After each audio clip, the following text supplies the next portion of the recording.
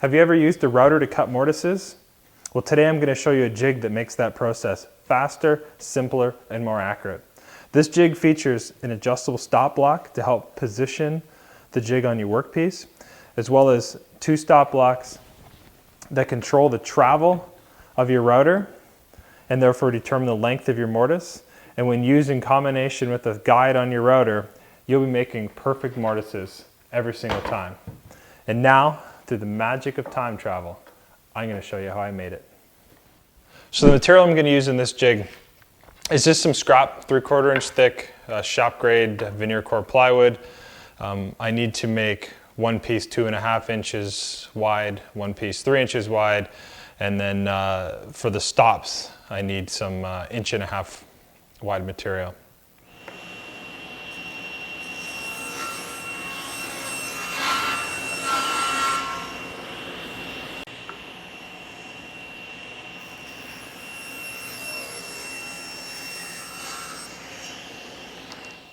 So I have my 3 pieces ripped to width. I'm going to run them over the joiner and just take a very light pass off, just to make sure that it's perfectly square and perfectly straight.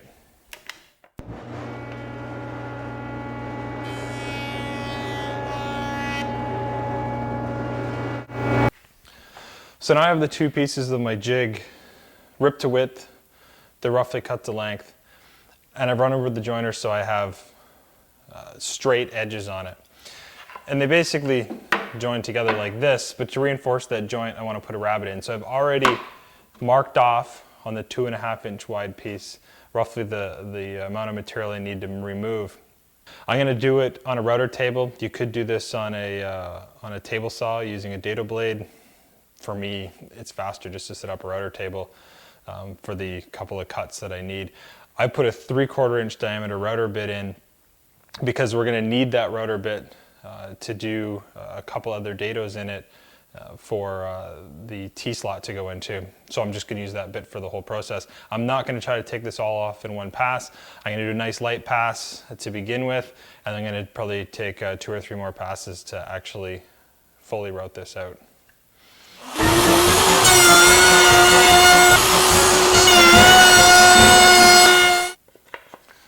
So after a handful of passes, I've got a rabbet that will make this a much stronger joint than if I just simply lap them. So the next step is on the top piece. I need to make a groove to drop my T-track in. This T-track happens to be about 3/4 of an inch wide and a little less than 3/8 of an inch high. So I still have the 3/4 inch bit in the router table that I used to put this rabbet in. I've set it up so it is 1/2 inch away from this edge. And again, most of these numbers are fairly arbitrary. They can move around. It doesn't need to be perfect. It's still going to function the same way. So I have the table set up. This time I'm going to use a feather board because I want to make sure this is a nice tight cut. So that'll help me ensure that it's up against the fence the entire time that I'm making the cut.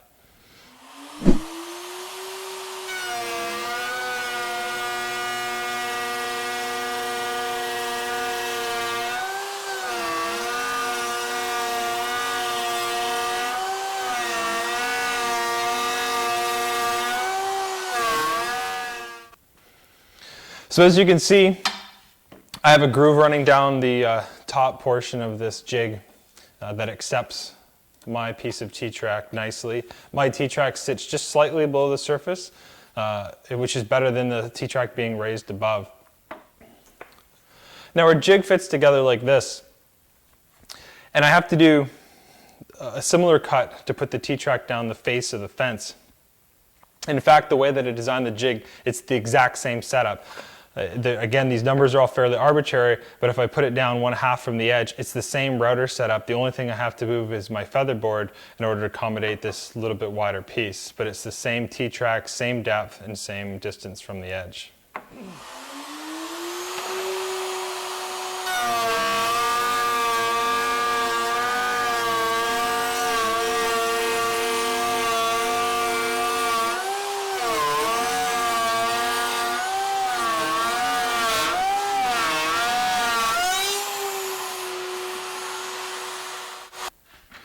So as you can see now, I have my fence with the groove in it and the T-track to sit in it, and I have my top guide piece with a groove for the T-track to sit in. So the next step in the process is just simply glue these two pieces together. Now the one thing that is important with this jig is that the fence and the top plate are actually perfectly square to each other.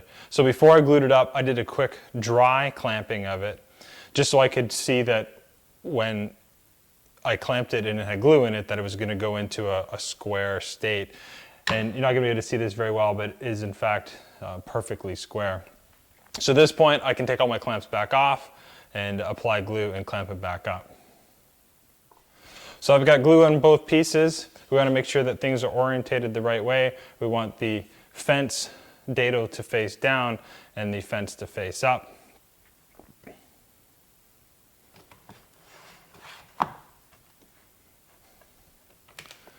And we're just going to loosen these clamps lightly and then come in and put other clamps. And again, just lightly tighten them so they'll stay in place. And then going around and tightening up each clamp. I like to make sure that I'm slowly adding pressure everywhere as opposed to just making all one set of clamps tight and then putting the other set, because if I work them all at the same time, I can move that joint together. And one last check with the square. I can see that I'm still perfectly square. Now we have to leave this to dry. I'm going to leave mine overnight. As my glue starts to harden up in the next 20 minutes, I'll scrape that off so I'm not dealing with all this squeeze out tomorrow. So I've cut my two stop pieces for the router, and I've cut a long piece for a stop for the placement of the jig. These are both out of 1.5 inch wide material. Now the next step is, if I just use this as a stop in the T-slot and just put a single bolt in, it can rotate. So what I'm going to do is I'm basically going to put a key in it. So I want to put a piece of wood that will drop down in the T-slot and prevent this block from rotating.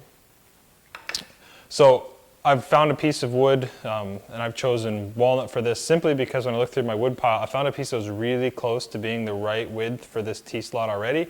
I just need to run it through the thickness sander, make it slightly thinner, and it'll drop right into this, and then I can cut some pieces to width that will form that key and prevent this piece from rotating.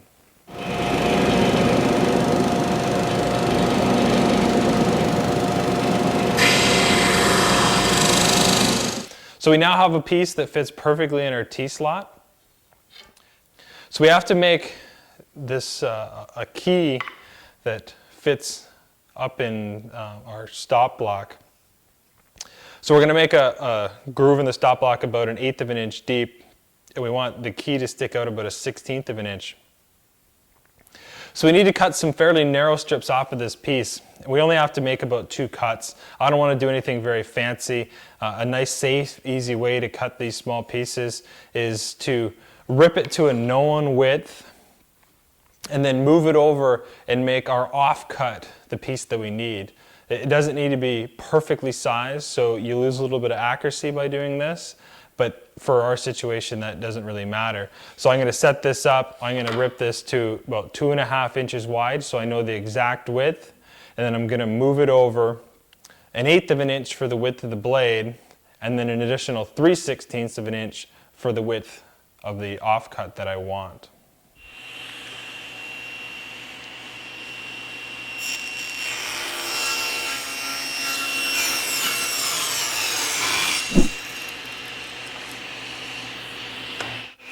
And in fact, this one piece will be enough material for what I need to do. So I have a piece that is the exact width of the T-slot and is about 3/16 of an inch thick. So now I just need to make the groove in my stop that this key will go into, and therefore will lock this from rotating around. So my setup for putting this groove in is really simple. I've taken and lowered my saw blade so it's just about a 1/16 below the top surface of this key. And I've set my fence so it's a 1/2 inch from the blade because I want my groove to be at 1/2 inch from the end of this piece. I'm going to use a miter gauge to make sure that I get a nice even square cut, and then I can safely push this piece through, and the fence is my guide. So it's really a simple one. That'll get my first pass. I'll move my fence over, and that will get my, my other cuts in there.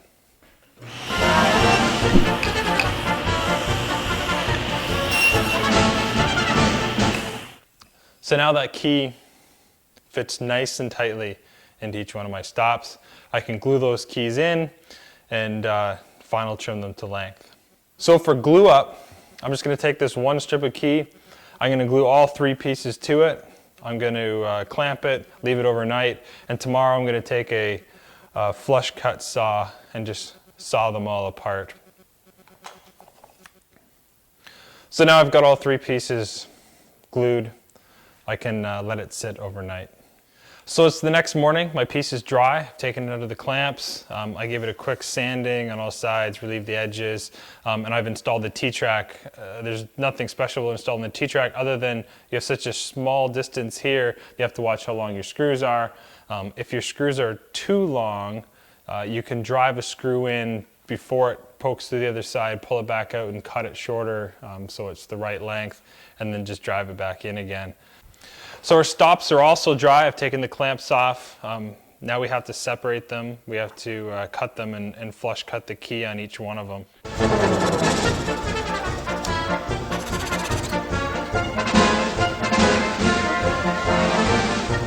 So now we have these stops with a key in it, and they lock into the T-track.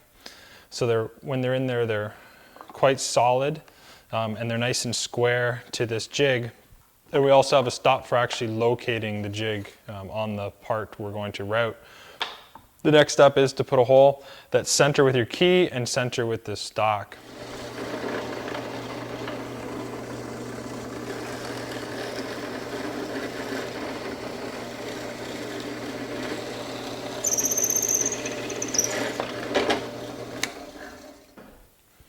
So now we have this jig all assembled. It's really simple to use. This stop here is what references the jig on a workpiece, and these 2 stops here control how far the router can go.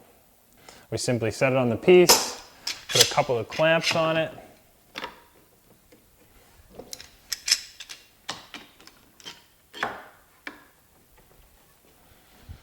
so now we just take the router and it sits in like this, and it'll slide throughout the length. This has provided us lots of support, and our stops are preventing the router from over traveling.